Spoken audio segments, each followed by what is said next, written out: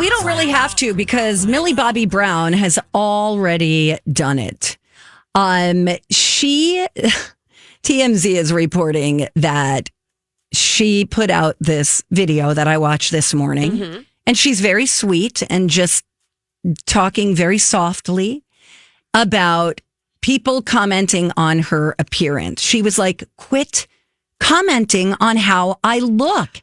It's not journalism, it's bullying because they're saying she's not aging well or she looks like she had a mom makeover. She's like, it's really kind of gross what you're doing. She said and she names every writer. I love this. Everyone by first and last name. Oh, I love this. Behind the recent rise in articles claiming that, she looks weird. She had work done.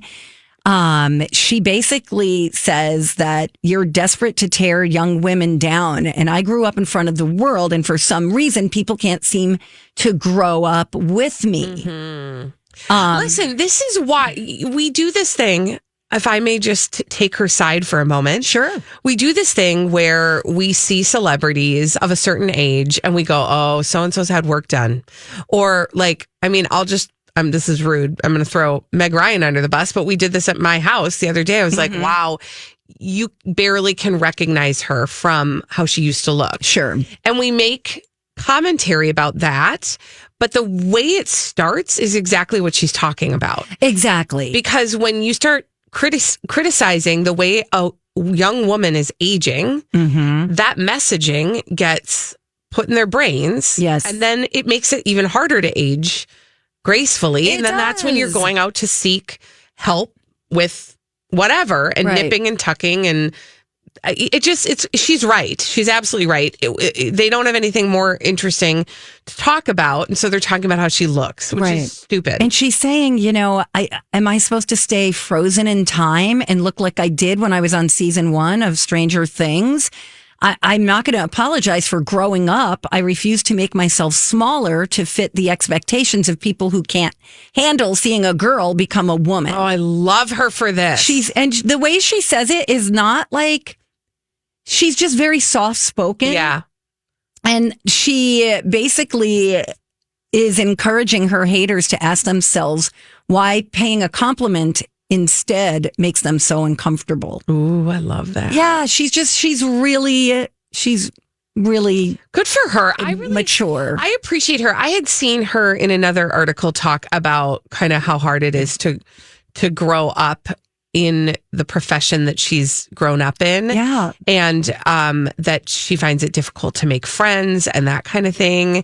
And I love that she's outspoken about something that actually truly really matters. Yeah. And so, yes, I'm on her side. I am too. I think good for her because it's not just about her. It's about all women or young girls growing up and becoming women. Think Britney Spears, for example. I mean, that she dealt with a lot of this as well. Well, and the people who are reading these articles or hearing this conversation are young women who are getting messages about how the world views them as they grow too. So it really is.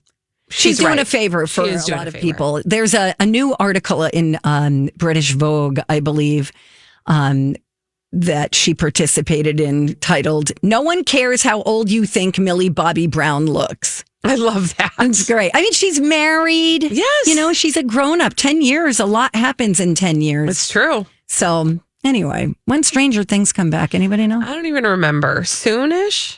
I hope. Or is it in production right now? Hold on. Let's look. Oh, okay. What is this season 5? I feel like season 5 was in 2 parts, and this is maybe the second 6 part. Or okay. And by the way, she looks amazing. Speaking of Britney Spears, she has dyed her hair blonde. Britney? No, you're talking about Millie Bobby Brown. Yes, but there was speculation that maybe she wants to play Britney Spears. Oh, interesting. In a movie, but we don't know if there's any any truth to that. Listen, I'm voting for it. I am too. She would be a great actress. And she's a great singer too. TBD on the release dates. Season 6? Season 5, part 2, I think. Got it. Okay. Oh, Yeah. right. Yeah. Woo. All right. Wait, am I making that up? It doesn't matter. Doesn't matter. Yeah. Say it with enough confidence, people will believe you. You're and then welcome. if they do, it's their problem. There you go. Anyway, so people will pay ridiculous amounts of money for the dumbest things. You can say that again. People pay ridiculous. Someone paid $88,000 for a Cheeto that looks like a Pokemon. Okay. First of all, I do just want to say, and I can say this because I'm the mother of Pokemon fans. Okay. Pokemon fans do weird things.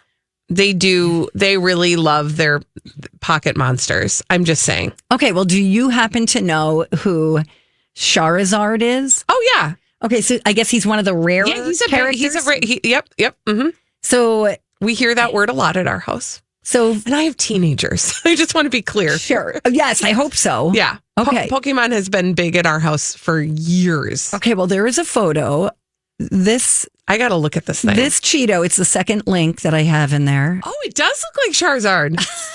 So now they're calling it Cheetozard. That's actually kind of funny. So a place in Georgia called First and Goal Collectibles went viral last spring after posting a video of it.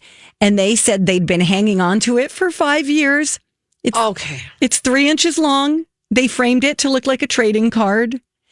And the online auction called Golden listed it last month with a starting bid of $250. Okay, that is doable. Mildly reasonable, Yeah. I guess. But the auction didn't end until this past weekend, where it sold for $88,000. I cannot believe how is that an investment? I don't know. I don't understand. I don't know. I don't know if it's just people who have money to throw away, in which case I'm like, can't you make a donation? Thank you. Yes. Thank you. Do something meaningful. I mean, what are you going to do with your Charizard Cheeto? Eat it? No, they're not, because it's 3 years old. Have you ever had a stale Cheeto? It's not pleasant. No. Don't know, but I'm It's not imagining pleasant. it's not good. It's not good. The winning bid, by the way, was $72,000, but when you tack on fees, it's actually $87,840. Oh my gosh. Okay, do we have the identity of the human being who felt like they needed to add this to their Pokemon collection? We do not. Okay, well, shame on you. Shame on you. And side note, nerd alert. Big time. I mean, listen, again, Pokemon fans will do weird things for Pokemon. Indeed. And I can't judge because I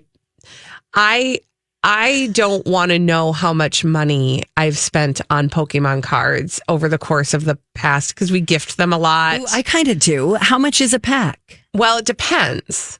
So you can get a pack, and that's like about $8 or $9, I think, like just a little like cellophane pack. Okay. But then you get these big, they have tins that have, and my kids never played the damn game. They just collected the stupid cards. Do they trade with friends? They traded with each other for a while. Now we just have bins of them because they do think that they're worth thousands. Okay, but Beanie Babies. Yes, I'm just saying yes. So the big tins, though, those are like $40 a pop. So those would be like for Christmas or for birthdays or stuff like that. We would maybe have those wrapped up, and grandparents always knew that the kids would want Pokemon cards. Can I ask? You can is ask this anything. based on like an animated television show, or there is an animated television show. I am not a historian enough to know what order things came out in, but yes. Okay. The card game it's a game. And that's the other thing, is some people collect the cards, but many people play the game. I'm so confused. And don't forget the thing on the Pokemon Go thing too. Okay. Well, and there's many video games for your NES or your whatever Game Boy, or I don't even know what they're playing anymore. All right. Well, that wraps that one up. Yeah, there it is.